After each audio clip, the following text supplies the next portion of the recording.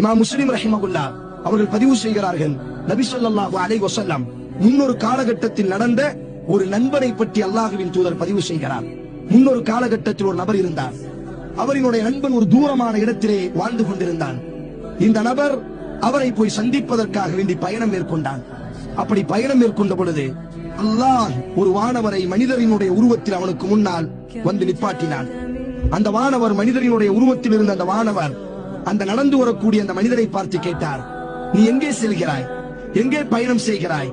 அப்பொழுது அந்த நபர் சொன்னார், எனது இந்த நண்பன், இந்த எனது சதீகி, எனது தோழன் கரியத்தன் இந்த கிராமத்திலே வாழுகிறான்.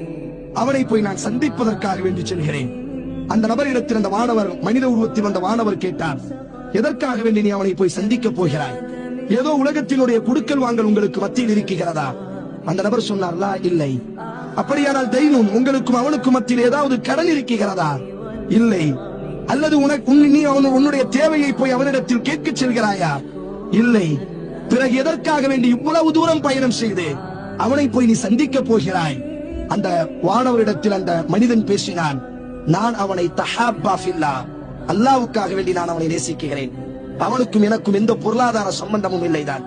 அவனுக்கும் எனக்கும் எந்த விதமான கடன் தொல்லையும் இல்லைதான். அவனுக்கு நான் எதையும் கொடுக்க வேண்டியதும் இல்லை, அவன் எனக்கு எதையும் தர வேண்டியதும் இல்லைதான். ஆனால் அவன் முகத்தை பார்க்க நான் விரும்புகிறேன். காரணம், எனது பயணத்தினுடைய மிக முக்கியமான காரணம், நான் அல்லாஹ்வுக்காக வேண்டி அவனை நேசித்திருந்தேன். அல்லாஹ்வுக்காக வேண்டி நேசித்திருப்பதினால் அவரை போய் நான் சந்திக்க இருக்கிறேன் என்பதாக அந்த நபர் சொல்லும் பொழுது, அந்த நபர் இப்பொழுது தன்னை அறிமுகப்படுத்துகிறார். நான் யார் தெரியுமா? ரசூலுல்லாஹ், அல்லாஹ்வால் அனுப்பப்பட்ட தூதனாக, வானவனாக இருக்கிறேன். எந்த ரப்புக்காக வேண்டி நீ அவனை நேசிக்கிறாயோ அந்த ரப்பும் உன்னை நேசிக்கிறான் என்று சுப செய்தி சொல்லி அனுப்பினான் என்பதாக நபி ஸல்லல்லாஹு அலைஹி வஸல்லம் முன்னொரு காலகட்டத்தில் நடந்த இரண்டு நண்பர்களினுடைய சந்திப்பை பற்றி பேசினார்களே. ஆனால் அல்லாஹ்வின் தூதர் ஸல்லல்லாஹு அலைஹி வஸல்லம் எந்த அளவிற்கு இந்த அல்லாஹ்வுக்காக வேண்டி நேசிக்கக்கூடிய இந்த நட்பை உயர்த்தி பேசி இருக்கிறார்கள்.